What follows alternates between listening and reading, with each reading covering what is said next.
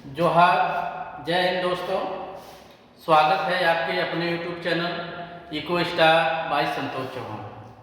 आज के वीडियो में हम लोग देखेंगे कि प्रोजेक्ट परख के अंतर्गत जो है जो मॉडल पेपर इकोनॉमिक्स का जारी किया गया है वो कैसा है, उसमें महत्वपूर्ण ऑब्जेक्टिव प्रश्न कौन कौन से हैं जो फाइनल एग्जाम में आ सकते हैं और उसके राइट आंसर क्या है।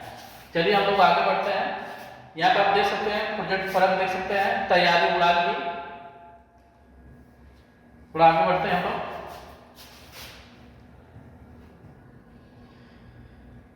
अर्थशास्त्र का पेपर है, जिला प्रशासन पाकुड़ झारखंड के द्वारा जारी किया गया है। हम आते हैं अपने मूल प्रश्न पे आते हैं।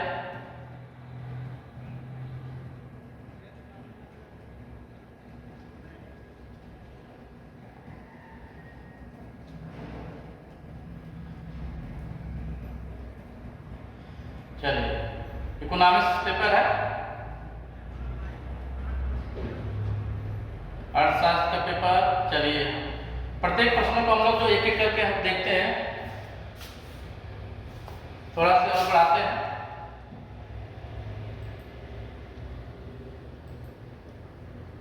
आई होप आपको दिखाई दे रहा होगा। चलिए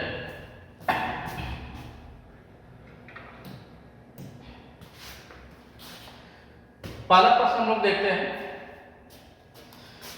माइक्रो जिसका अर्थ होता है छोटा, निम्न में से कौन सी भाषा से उद्धृत हुआ है? तो माइक्रो और मैक्रो ये जो दो शब्द हैं ये ग्रीक भाषा से शब्द है। किसके शब्द हैं? ग्रीक भाषा। माइक्रो और मैक्रो। माइक्रो में होता है छोटा और मैक्रो में होता है बड़ा। तो माइक्रो और मैक्रो ये दोनों शब्द जो है ग्रीक भाषा के शब्द है, वहां से लिए गए हैं। तो जो पहला प्रश्न है, पहले प्रश्न का जो आंसर होगा वो ग्रीक होगा, पहले का सी होगा। दूसरा देखते हैं, किसके अनुसार अर्थशास्त्र मानव कल्याण का विज्ञान है?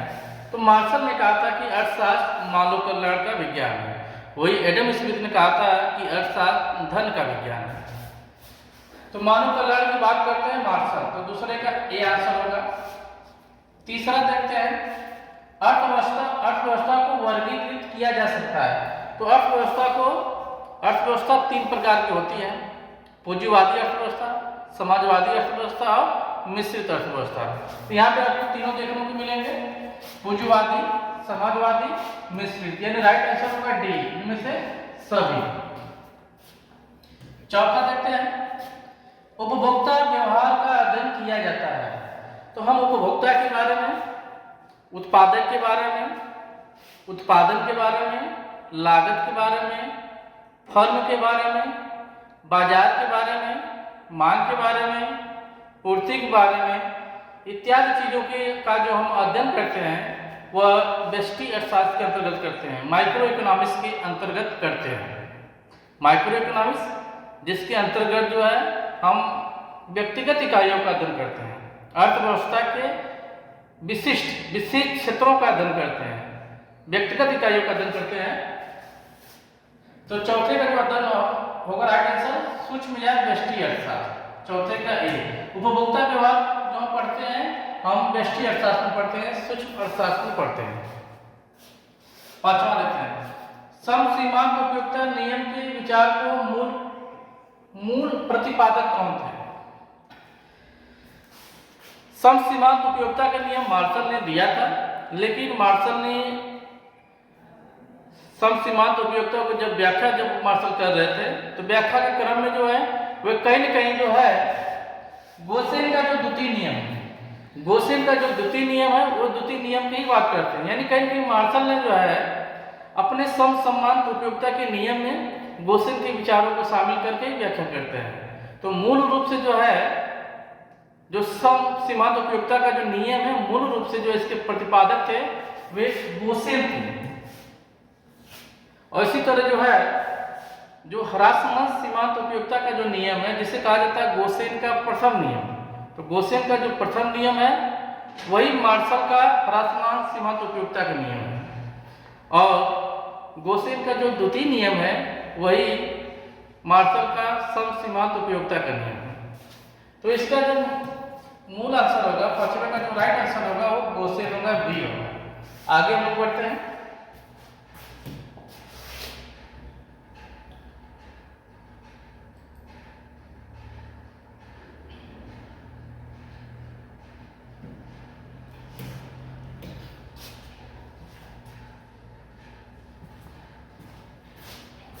छठा प्रश्न देखते हैं हम लोग। उपयोगिता की माप की जा सकती है। तो उपयोगिता को मुद्रा में मापा जा सकता है मार्शल के अनुसार। मार्शल के अनुसार उपयोगिता को मुद्रा में मापा जा सकता है। तो छठे का राइट आंसर का ए, मुद्रा के द्वारा।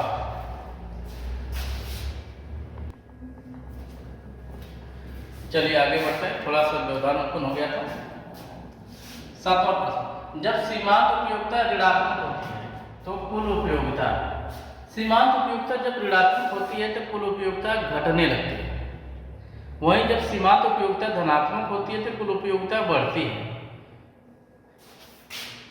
तो सीमांत उपयोगिता ऋणात्मक है, यानी क्या होगी, कुल उपयोगिता घटने लगती है। इसका राइट आंसर होगा सातवें का बी, घटने लगती है। आठवां देखते हैं, कॉफी के मूल्य में वृद्धि होने से चाय की मांग पर क्या प्रभाव पड़ेगा।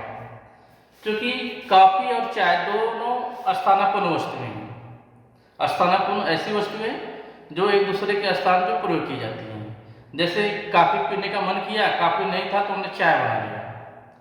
रसगुल्ले खाने का मन किया, रसगुल्ला नहीं मिला तो गुलाब जामुन खा लिए। तो जब हम एक वस्तु के स्थान पर दूसरी वस्तु का प्रयोग करते हैं तो इसे बोलते हैं स्थानापन्न वस्तुएं। अगर दो वस्तुएं स्थानापन्न हैं तो अगर एक वस्तु की कीमत बढ़ेगी तो जो दूसरी स्थानापन्न वस्तु है उसकी मांग बढ़ जाती है। तो यहाँ पर हम देख रहे हैं कॉफी के मूल्य में वृद्धि, जब कॉफी की कीमत बढ़ेगी तो चाय की मांग बढ़ेगी। क्यों? क्योंकि कॉफी महंगा हो गया है तो कॉफी पीने वाले लोग क्या करेंगे, चाय पीना शुरू कर देंगे। तो ऐसी स्थिति में चाय की मांग बढ़ जाएगी। तो चाय की मांग क्या होगी, बढ़ेगी। नवा देखते हैं, किस प्रकार की वस्तु की मांग बेलोचदार होती है। बेलोचदार वस्तुएं ऐसी वस्तुएं होती हैं जिनकी कीमत में अगर परिवर्तन होता है तो उनकी मांग में ज़्यादा परिवर्तन नहीं होता है। वो कीमत के प्रति बेलोच होती हैं, असंवेदनशील होती हैं। जैसे अगर बात की जाए, अगर कोई टीबी का मरीज है तो ऐसी स्थिति में टीबी की जो दवाएं आती हैं, दवाएं अगर महंगी हो जाएगी तब भी उसे डेली वो टीबी की जितनी दवा खाता है उतना ही खाएगा। या टीबी की दवाई अगर सस्ती हो जाएगी तो ऐसा नहीं है कि वो ज़्यादा दवाएं खरीद के ज़्यादा खाएगा, उसे जितनी दवा लेनी है उतना ही लेगा। तो जो जीवन दायनी जो दवाएं होती हैं इनकी मांग बेलोच होती है। इनकी कीमत घट जाए या बढ़ जाए, इनकी जो मांग है वो मांग उतनी ही रहती है, उनकी मांग में ज़्यादा परिवर्तन नहीं होता है। तो ऐसी स्थिति में बात हो रही है बेलोच। बेलोच का मतलब जो असंवेदनशील हो, जो जिसका कीमत पे प्रभाव बहुत कम पड़े। तो जो जीवन की जो अनिवार्य वस्तुएं हैं, जो टीबी की जो दवाएं हैं, कैंसर की जो दवाएं हैं, शुगर की जो दवाएं हैं, इनकी जो मांग होती है बेलोच होती है। क्योंकि इनकी कीमत घटे या बढ़े, जो मरीज है वो जितनी दवाएं लेता है उसे जितनी लेनी है वो उतना ही लेगा, ज़्यादा या कम नहीं करेगा। तो 9वें का आंसर होगा सी, जीवन की अनिवार्य वस्तु। आगे देखते हैं हम लोग।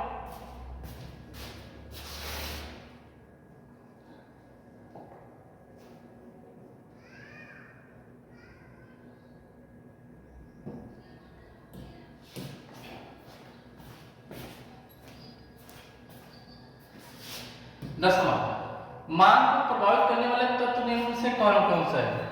तो मांग जो है किसी वस्तु की कीमत द्वारा भी प्रभावित होती है, संबंधित वस्तुओं की कीमतों द्वारा भी प्रभावित होती है, उपभोक्ता की आय द्वारा भी प्रभावित होती है, यहाँ तक कि उपभोक्ता की जो रुचि है उससे भी प्रभावित होती है। तो कीमत द्वारा प्रभावित होगी, ये भी सही है। आय में परिवर्तन, ये भी सही है। उपभोक्ता की रुचि, ये भी सही है। तो 10वें का जो राइट आंसर होगा डी, इनमें से सभी। 11वां, कृषि में मुख्यतः लागू होता है। तो कृषि में जो है उत्पत्ति का ह्रास नियम लागू होता है। उत्पत्ति का ह्रास नियम लागू होता है। अगर किसी क्षेत्र में जो है एक ही खेती में जो है आप जब आप लगातार उत्पादन करेंगे तो प्रति इकाई जो उत्पादन की जो दर है वो लगातार घटती जाती है। 12वां देखते हैं, इसमें निम्नलिखित में से कौन सा सही है, कौन सा सही है। तो टीसी बराबर जो होता है, टीसी बराबर होता है टीएफसी प्लस टीबीसी होता है, ये इसका सही फार्मूला है। तो यहां पे दिया टीसी बराबर टीबीसी प्लस टीएफसी, ये तो गलत हुआ।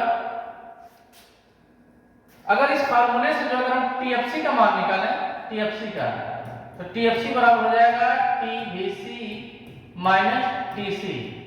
तो यहाँ पे टीएफसी बराबर दिया टीबीसी प्लस टीसी, यानी ये भी गलत दिया है। दो फार्मूला बचे, एक ये, तो टीसी बराबर टीबीसी माइनस टीएफसी, ये भी गलत है। क्या बचा है, ये बचा है। यहाँ से देखिए, अगर यहाँ से आप टीबीसी का मान निकालेंगे तो टीसी में से टीएफसी घटाना होगा, टीबीसी बराबर हो जाएगा टीसी माइनस टीएफसी, जो कि यही विकल्प है।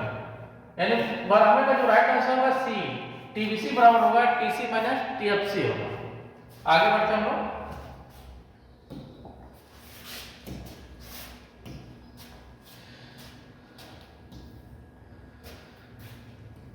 जिस बाजार में एआर वक्र एक्स के समांतर होता है, किस बाजार में एआर वक्र जो होता है एक्स के समांतर होता है, तो वो होता है पूर्ण प्रतियोगी बाजार। पूर्ण प्रतियोगी बाजार में जो एआर वक्र होता है कुछ इस तरह होता है, एआर बराबर एमआर। ये हमारा प्राइस स्थिर होता है, ये एक्स अक्ष है, ये वाई अक्ष है, ये हमारा मूल्य है। तो ये जो उत्पादन जो अक्ष है, इस अक्ष के प्रति जो है जो एआर वक्र होता है वो समांतर होता है, या जो एमआर वक्र होता है वो भी समांतर होता है, या जो कीमत रेखा होती है वो भी समांतर होती है। और पूर्ण प्रतियोगी बाजार में प्राइस, एआर और एमआर ये तीनों बराबर होते हैं। तो एआर वक्र एक्स के समांतर किसमें होगा, पूर्ण प्रतियोगी बाजार में। एकाधिकार की विशेषता है, तो एकाधिकार में एक ही विक्रेता होगा, या एक ही उत्पादक होगा, या एक ही फर्म होगा, लेकिन क्रेता उपभोक्ता कई सारे होंगे। एकाधिकार की विशेषता, फर्मों या विक्रेताओं की अधिक संख्या गलत है, फर्मों का स्वतंत्र प्रवेश ये भी गलत है, एक विक्रेता तथा अधिक क्रेता, यानी यही इसका राइट आंसर है 14 का सी, इनमें से कोई नहीं गलत है। किस बाजार में एआर बराबर एमआर होता है, यही बाजार है एआर बराबर एमआर, जिसको बोलते हैं पूर्ण प्रतियोगी बाजार। तो 15 का आंसर होगा पूर्ण प्रतियोगिता। 16 देखते हैं, फर्म के संतुलन की प्रथम शर्त है। तो फर्म के संतुलन की प्रथम शर्त यही है कि एमसी बराबर क्या हो, एमसी बराबर एमआर, ये इसकी प्रथम शर्त है, आवश्यक शर्त है, नेसेसरी कंडीशन है। दूसरी शर्त है कि एमसी की जो ढाल है वो एमआर की ढाल से अधिक होनी चाहिए। तो यहाँ पे प्रथम शर्त की बात की रही है, तो एमसी बराबर एमआर, 16 का ये आंसर होगा। 17, the general theory of employment state and money के लेखक जो है, पुस्तक के लेखक कौन है, तो जेएफ किस, जॉन मेनार्ड किस ने इस पुस्तक को 1936 में लिखा था। आगे बढ़ते हैं हम।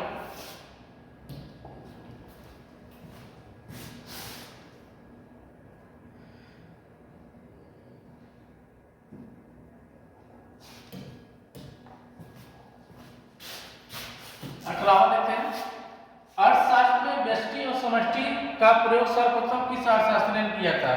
तो अर्थशास्त्र में व्यष्टि और समष्टि का सर्वप्रथम प्रयोग जो है रैगनर फ्रिश ने किया था। तो इसका राइट आंसर होगा सी, रैगनर फ्रिश।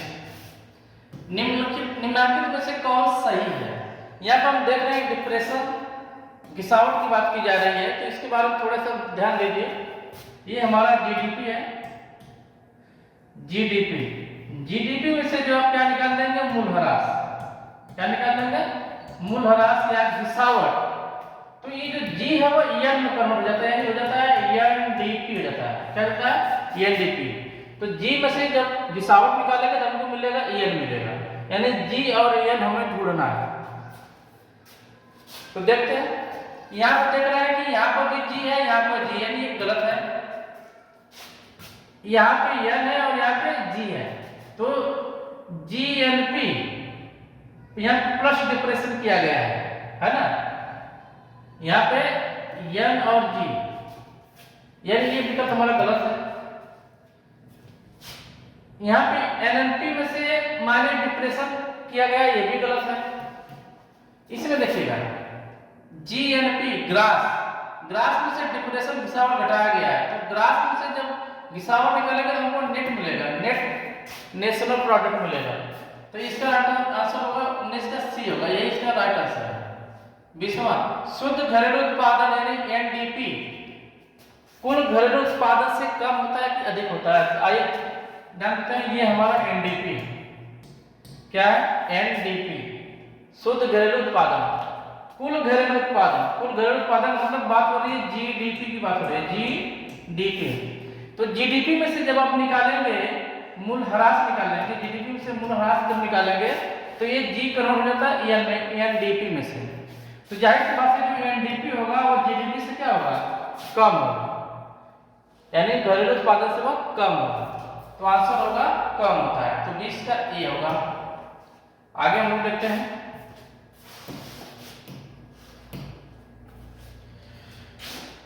आपके बैंक खाते में 15 अप्रैल 2024 को 25,000 रुपये है, तो यह रकम किस संकल्पना का उदाहरण है?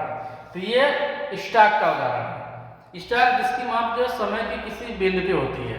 तो 15 अप्रैल के दिन जो है कितना पैसा था अकाउंट में? 25,000, तो ये स्टॉक का उदाहरण है। तो 21 का ए होगा। 22, मुद्रा वह जो मुद्रा का कार्य करे, इसे हार्टले विदर्स ने कहा था, मुद्रा वह जो मुद्रा का कार्य करे। एटीएम का पूरा नाम क्या है? एटीएम का पूरा नाम है ऑटोमेटिक टेलर मशीन, 23 का सी हो जाएगा। रिजर्व बैंक ऑफ इंडिया की स्थापना कब हुई थी? रिजर्व बैंक ऑफ इंडिया की स्थापना 1 अप्रैल 1935 को हुई थी, जिसका मुख्यालय जो उस टाइम जो कलकत्ता था। फिर 1937 में इसका मुख्यालय जो मुंबई कर दिया गया, और 1949 में 1 जनवरी 1949 में आरबीआई का राष्ट्रीयकरण कर दिया गया। तो बात हो रही है स्थापना की बात हो रही है, तो स्थापना 1935 में हुई थी। भारत में 1 रुपये का नोट कौन जारी करता है? तो वित्त मंत्रालय। 25 का भी, भारत में जो 1 रुपये का जो नोट है वो वित्त मंत्रालय जारी करता है, बाकी 2 रुपये या उससे अधिक की जो मुद्रा होती है वो आरबीआई जारी करता है। आगे बढ़ते हैं,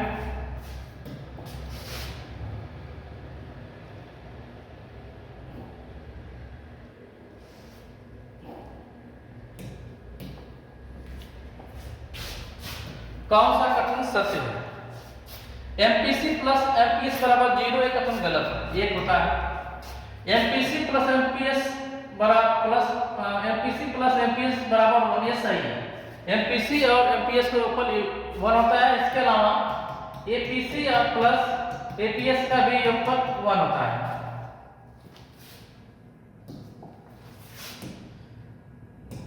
तो 26 का जो राइट आंसर होगा, 26 का जो राइट आंसर होगा बी होगा। 27, भारत में वित्तीय वर्ष की अवधि कब से कब तक मानी जाती है? तो भारत में वित्तीय वर्ष 1 अप्रैल से 31 मार्च की जो अवधि होती है, 1 अप्रैल से 31 मार्च की अवधि, ये होगा 27 का सी। प्रत्यक्ष कर के अंतर्गत निम्न से किसे शामिल किया जाता है? प्रत्यक्ष कर एक ऐसा कर यह जिस व्यक्ति या संस्था पर लगाया जाता है, उसका भुगतान उसी को करना पड़ता है। तो उपहार कर और आयकर ये दोनों प्रत्यक्ष कर है, तो राइट आंसर होगा उपहार कर और आयकर, एंड डी आंसर होगा। आगे हम देखते हैं,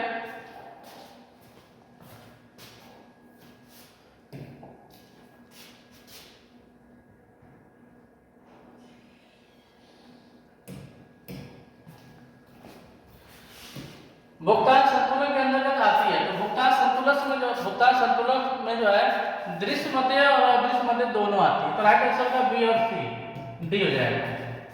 व्यापार संतुलन में जो है वस्तुओं और सेवाओं का आयात और निर्यात आता है व्यापार संतुलन में। तो वस्तुओं का आयात और निर्यात, डी।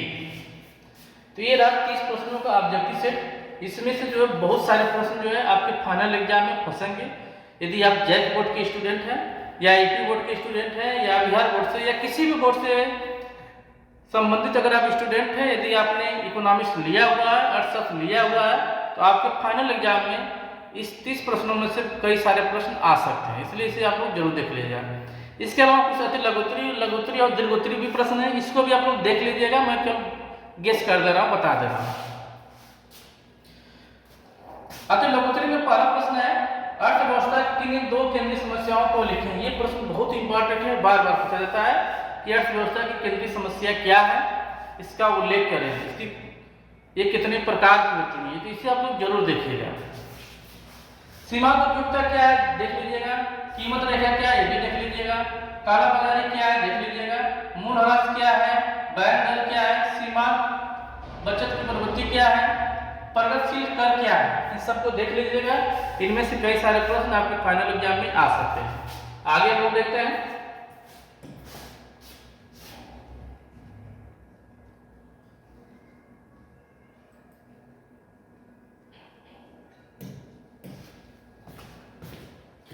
लघुत्तरी प्रश्न की बात करें तो इसमें प्रश्न है उत्पादक संभावना वर्ग से